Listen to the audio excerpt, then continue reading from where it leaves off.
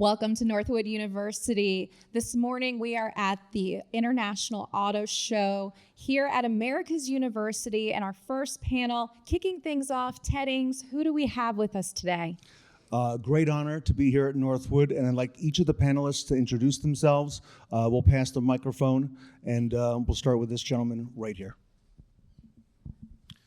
Well, good morning, everyone. My name is Steve Park. I'm from NADA, based out of the NADA headquarters in Tysons, Virginia. I'm the Senior Vice President of Dealership Operations, and in that department, I'm responsible for all things education, training, consulting, in dealership consulting. I think the two programs that the industry is most familiar with is the NADA and the ATD Academy, as well as 20 groups. It's great to be here. Thank you. Hi, I'm Mike Cavanaugh. I'm a Vice President at Lithia and Driveway. I oversee a lot of the stores here in the middle of the country for Lithia. I'm a Northwood grad, bachelor and MBA, so proud Northwood grad. Happy to be back here and looking forward to the conversation. Good morning. My name is Bob Crone. I'm the president and COO of the Rydell Company. We're a group of about 100 rooftops across 18 states, and I'm based out of Minneapolis. Excited to be here, and big fan of Northwood University.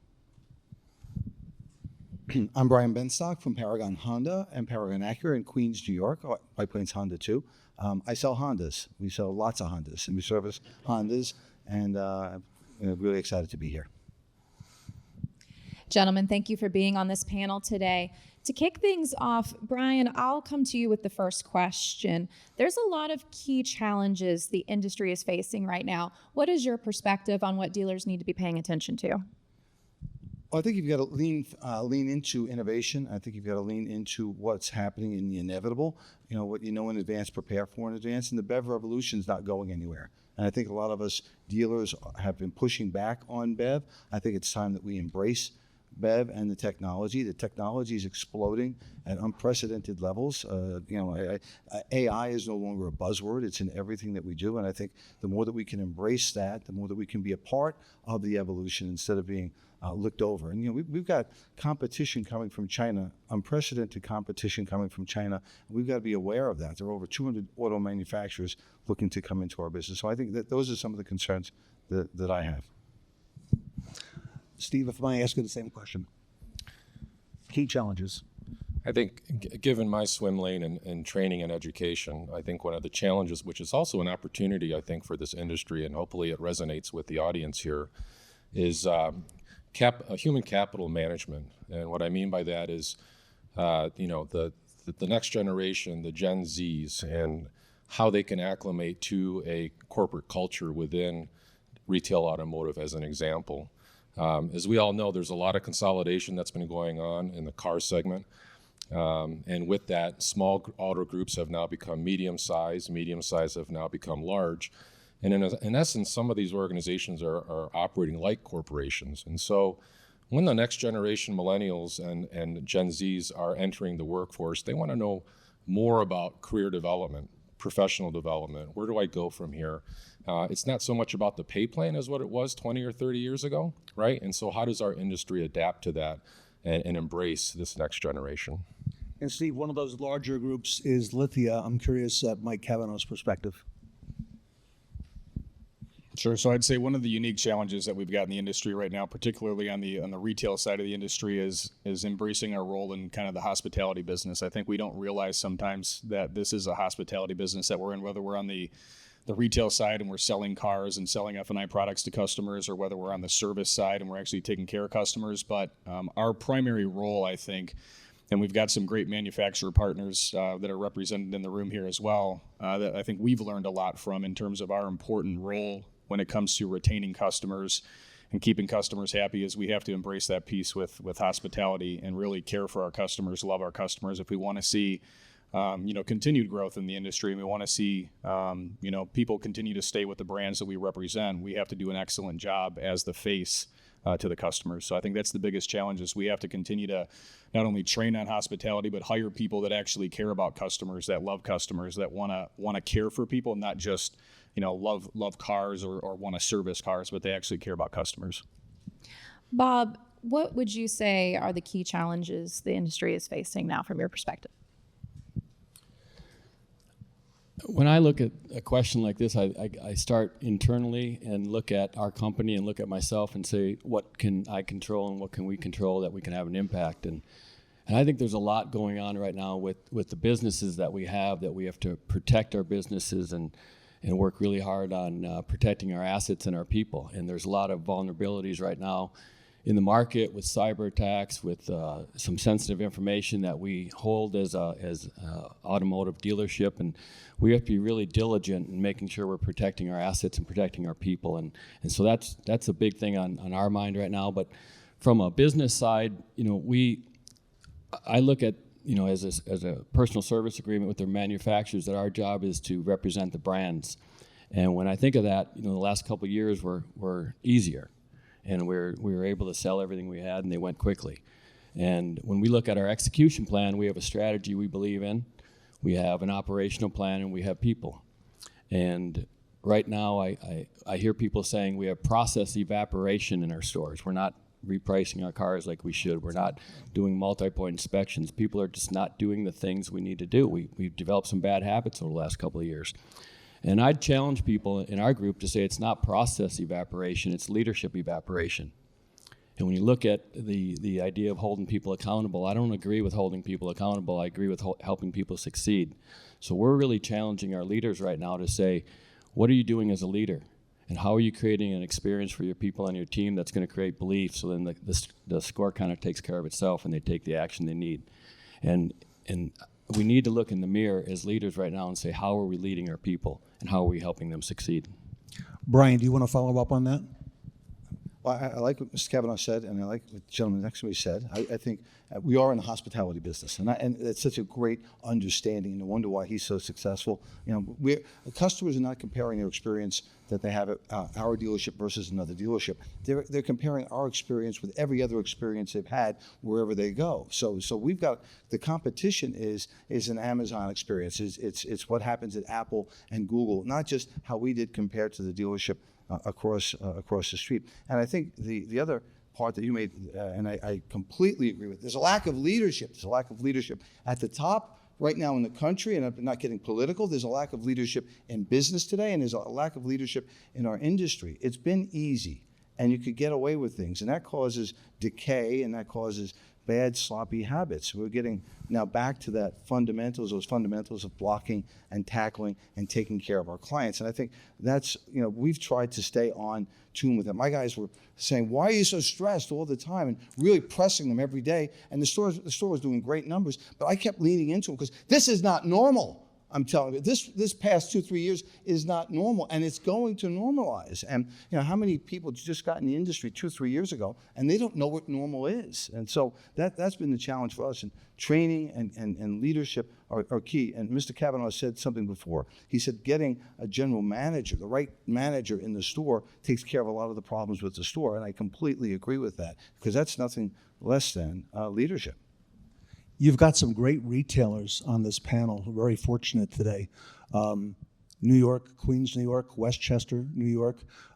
You've got Mike Kavanaugh from Lithia, and you've got Bob from Rydell in the middle of the country. So, and of course NADA. I want to capture all of your perspective. Brian, key opportunities the industry faces. I've never known you to shy away from an opportunity, and I've seen you look at things as opportunities. I recall maybe 4 or 5 years ago, you mentioned now the Amazon experience, but bringing the car to the customer for service, okay? That was out-of-the-box thinking.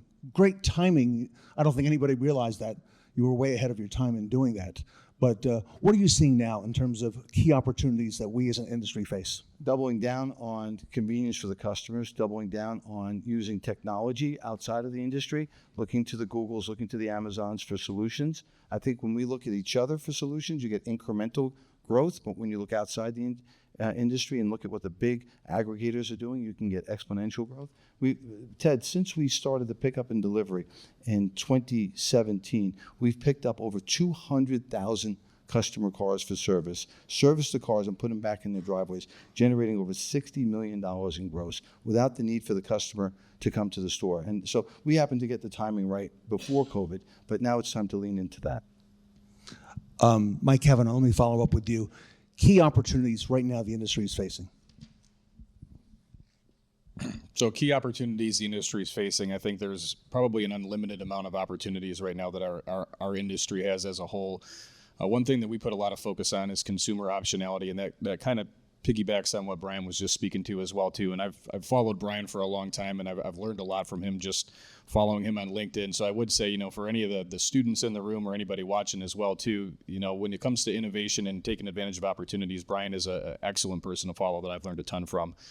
But mobile service is another one that I think is a huge opportunity. We've got a lot of Ford stores across the country, a lot of Ford stores here locally in Michigan as well too, and pickup and delivery is a great option, but mobile service, we've seen rapid growth across our stores with mobile service as well, and it goes back to that consumer optionality or that customer convenience. So I think whether you're leaning into doing remote deliveries with customers and delivering cars on the sales side to them at their home, or whether you're doing mobile service in their driveway or pickup and delivery, one size does not fit all. And I think sometimes when we lean in too much to one thing, we maybe can push away some customers, but we've got to give customers options. We've got a platform called Driveway, which is something that I launched early on in my career here at Lithia.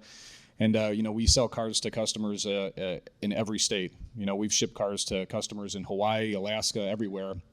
But it's a section of customers that's growing over time, that they're okay to purchase a car sight unseen and have it delivered to their home if they have some kind of option to return it.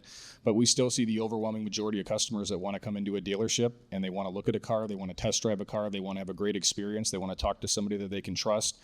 So I think from an opportunity perspective, we have to really look at it and say there is no one size fits all for customers, but we have to, constantly be experimenting. Again, that's something that I think I learned from Brian through the years as well, is just try things, experiment. You may not get it right the first time, but you've got to continue to try to experiment, listen to your customers. I get every single review from all of our customers at every one of my stores, especially the ones that are 3 stars and below, to learn where we failed our customers. And I think you can learn a lot and find the opportunities if you actually listen to your customer, right? We can come up with great, brain trust within our own organizations and think about what we think the customer wants. But if you listen, it's obvious where the opportunities are, and you just have to capitalize on them. Up front, that might not work. Maybe for start.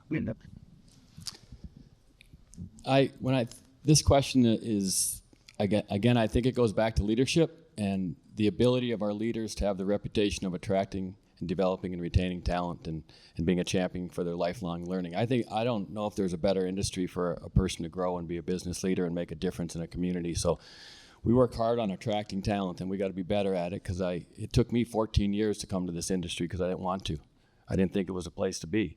And now I wish I would have started it right out of college, because it's the most dynamic, exciting business that I think a human being can be in. It's one of the largest industries in the world.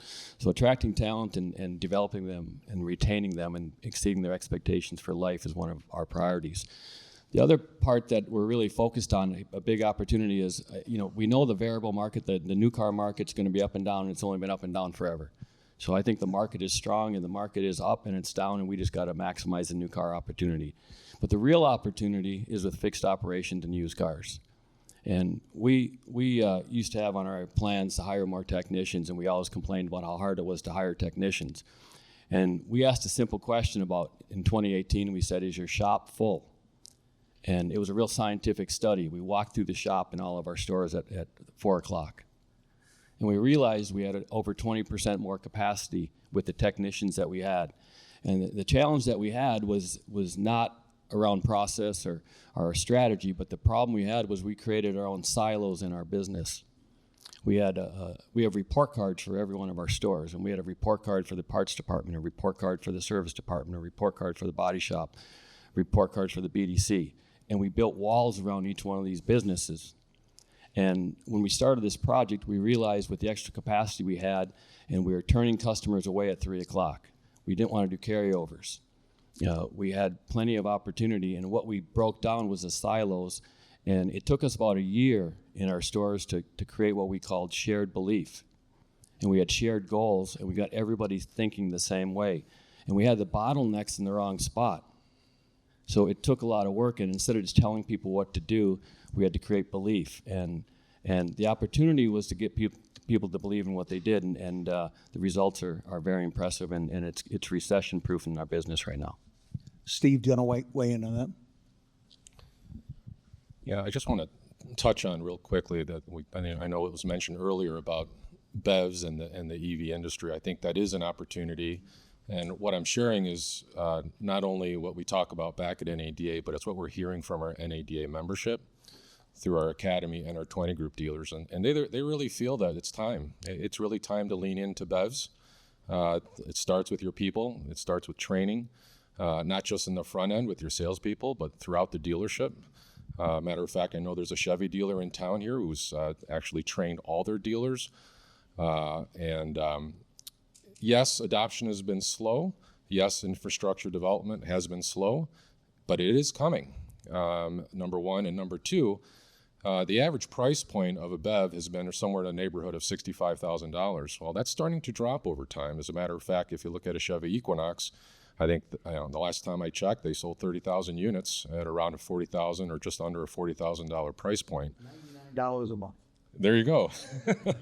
So my point is, in this industry, it is important to be opportunistic. And yes, the supply was far ahead of the demand, but just, with the EPA and the de facto mandate, which is in place right now, to be at 26% BEV by 27 and 56% by 32. And those are very aggressive and unrealistic numbers. But directionally, I think this country is going to be headed that way regardless of our administration. We've talked about the challenges, the opportunities, and now want to pivot a little bit into the outlook. EVs. Brian, how should dealers be preparing right now? Again, what you know in advance, you have to prepare for in advance. I was at the Honda plant in Marysville last week, and there's no question about it. They are committed. They're all in. There's a couple of $1 billion worth of manufacturing that's been set up. And so the responsibility is the dealers. Are we going to be a part of the process, or are we going to be an impediment? And I think a lot of the concern from government administrations is that the dealers are not on board. We are in Queens, New York. We are in a metro area where there's no place to plug the cars. And I was concerned, how is Paragon going to be able to continue its leadership position? And what we did is we trained everybody in the store on the opportunity for BEVs, so that it's coming, you can't avoid it. And I'm proud to say Paragon is the #1 selling EV Honda dealership in the nation. And I say that not because bragging about us being it is a very difficult market to be able to sell EVs because there's no place to plug the cars, but there is a demand there. So again, I think someone said, regardless of the administration, it's coming, and I think we need to prepare for that. And the best thing you can do is social proof. Get your people driving BEVs. Get the people that sell BEVs to drive a BEV. Because how are you going to tell me about a BEV if you've never experienced it yourself? And I think that's really been one of the keys to success for us. I never thought I'd be talking about BEVs. Mike, your perspective, what outlook and what dealers should be preparing for? Definitely a hot topic over the last, probably year or two. We have a privilege to represent, I think, every brand that makes an EV. And we took a step back a couple years ago and thought, how can we be an industry leader here? And we started we've got a website called greencars.com. If you've never visited it before, take a look at it. We've got about 16,500 EVs, PHEVs, hybrids on the website, and really made it an educational resource for customers as well too. So I think to kind of build off of what Brian was saying, you have to get your team holistically to be educated on EVs. They need to drive them. We had a big event here recently where we took our Green Cars team and brought them in with all of our stores locally here in Michigan, and had them drive almost every EV you can drive, up and including to a Rolls-Royce Spectre, to really understand that there's all kinds of EVs that fit different people's needs. And I think there really isn't an option but to embrace this. And you can either be a leader or you can be a laggard. And I think if you decide to be a leader in EVs right now, you can get ahead of the game and you can become known as the place that does specialize in EVs. And again, even if there's a little bit of a slower growth than maybe what we would have projected originally, I think I would almost always rather be the expert than be somebody who's trying to, do this a little bit half-cocked. So I think you have to embrace it. You have to make it easy. I think a lot of our manufacturer partners are stepping up and they're starting to help make the process of getting a charger installed in someone's home easier. I think, a dealership has a big role in that as well too, because there's only so many vendors that do that. But, to really understand what a customer's concerns are, it's not necessarily always range anxiety, but it has to do with, how easy is this thing to, essentially refuel for us. And I was at a meeting a couple months back with the CEO of Ford, and he really painted a clear picture of, when automobiles started, dealerships had a role, and they had the role to, not only sell cars and service cars, but provide fuel as well. So in the early 1900s, dealerships also had fueling stations, right? So we're really not doing anything new when we start to, install the infrastructure to help provide charging for EVs as well. But I think there's a lot of roles that we in the retail side have to play. We just have to embrace that and truly become experts, because that's our job. Bob, what would you say is your outlook on how dealers should be preparing for EV? Well, we're excited to continue to create a great experience for customers. And when we're 100% behind with the manufacturers and what's important for our country. So there's no question about that. And we're making the necessary investments. I think the outlook is it's there, it's strong. I think the affordability issue is going to be addressed with better product coming out that's going to be attractive to all of our customers. So I think that's a big deal. Our facilities are ready. I think the thing that we really need to do, our outlook is dependent on how good our salespeople are and our sales managers and our service people at educating and being part of the solution in terms of talking about the options, because I think we have a ways to go there. And I think we have to be better prepared when a customer comes in and asks us key questions, because it's part of I think there's a learning curve still for a lot of people, and we have to take on that responsibility. So we're gonna continue to create a great experience with whatever the guest is asking for, and we're gonna support EVs. And I agree, we got to get people driving them. We got to get our salespeople driving them. We gotta be able to talk more about them and jump on that excitement, because they are. If you haven't driven one, they're pretty cool. Can I just jump in? The shepherd's got to smell like the sheep, and we have to get our ownership driving the cars. I mean, I've got two. I need a BEV like I need a hole in the head, but to be able to talk about it, you've got to experience it. Steve, what is your perspective from NADA, that EV outlook, and how dealers should be preparing? Well, I think it's kind of consistent with what all of us have said, and that is, you have to have firsthand experience with the vehicle. You have to not only think about the product, but also there's a fueling experience, and there's a lifestyle aspect of owning an EV as well. So, as salespeople in the showroom, it's not just about the fuel economy or the range. I think the range. There's talk about range anxiety, infrastructure anxiety. I mean, there's all kinds of anxieties that you can focus your attention on. But really is, how does an EV fit in your family and your family's driving habits and the family's lifestyle, right? And so instead of coming across as more of a product specialist, come across as more of a transportation coach, right? And try to see if an EV actually makes sense for that family. Okay, gentlemen, our last question for the panel today. We are here at Northwood University in Midland, Michigan. If you had an opportunity to speak to the students who are attending, some will be graduating, some have just graduated, alumni is here as well, what would you say in terms of suggestions to people now entering the automotive industry for the first time, coming into the workforce, and in terms of the needs for those students? Brian, I want to come to you first on that. I think the automobile industry is the best kept secret in business. I started out in 1982 for a summer job till something better came along. It's 42 years later. I think you've got what we're looking for in people when we hire people is 3 I's, right? We're looking for intelligence, we're looking for integrity, and we're looking for intensity. And so lean into your education, keep your nose clean. Integrity is the bedrock, and then we're looking for intensity. I mean, you've got to be passionate about what you do, or don't do it. I think what we do is as important as what Michael Jordan did, or what any athlete does. And I think you should have that. I like to look for people that have that intensity, whether they're selling coffee at Starbucks or whether they're selling cars in Woodside, New York, that they have intensity and passion for what they do. Brian, give us those 3 I's again. Intensity? Intensity, intelligence, and integrity. Okay, love it. Mike Kavanaugh. I would keep it pretty simple. I would just say find something that you love to do every day. You're going to be passionate about it. You're going to want to continue to learn. I think, lifelong learning and continuing to want to, passionately pursue whatever that you really love is important. So, there's so many jobs in our industry, right? You don't have to be on the retail side. You don't have to be on the manufacturing side. You could be in the auto finance side. You could be in the technology side, the vendor side. There's so many different things to do in an industry if you love this industry, but do something that you love so you look forward to going to work every day. I'm really blessed because I feel like I look forward to going to work every single day. I love what I do. I almost feel guilty because I love my family, but sometimes I don't want to leave work because I love what I do so much. And I've never felt like it was a job or a grind or something I had to do. So I'd say look for something that you legitimately love doing every day, and you're going to be a happier person. You're going to enjoy life. You're going to be better at what you do, and then you'll make more money. But don't make a decision on this is what I'm going to get paid the most to do right out of college. And remember that, what you decide to do right out of college doesn't necessarily dictate what you do for the rest of your life. You can change jobs 4 or 5 different times and eventually find exactly what you want, but do what you love. Steve? I say my parting words would be, leadership and leadership titles are just titles.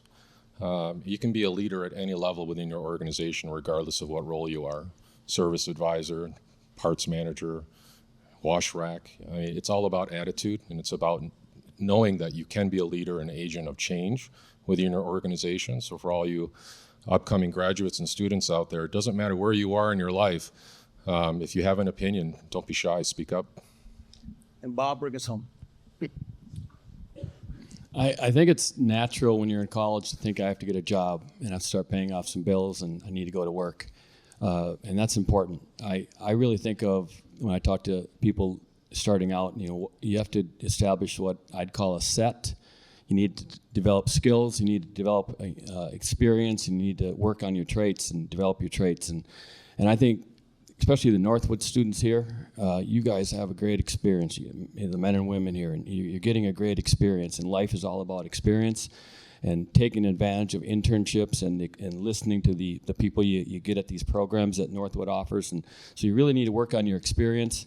And I think that the real question is not what job you want, but you're not too young to start thinking about a dream. And instead of thinking what job do you want, you got to think about what kind of life you want to have. And so I like to ask the question, what's your dream? And a lot of times people don't know the answer, or what's your purpose? And next thing you know, you're going to be like me, 60 years old and a grandpa. But I've had a dream, and I feel like I'm living a dream in the automotive industry. And you got to align yourself with somebody who has values. That's why we're aligned with Northwood, because we have similar values. And you got to find somebody who's going to be a champion for your lifelong learning. You got to find someone who's going to do everything with honesty and integrity. You got to find somebody who's going to encourage you to make a difference and give you responsibility for something. And then you have to find somebody who's going to support your family. You have to find somebody who's going to give back to your community. And when you get those things, it doesn't really matter what you do. If you have a dream and you work towards that dream and work on having a great life. Everybody, please give it up for this fine retail panel.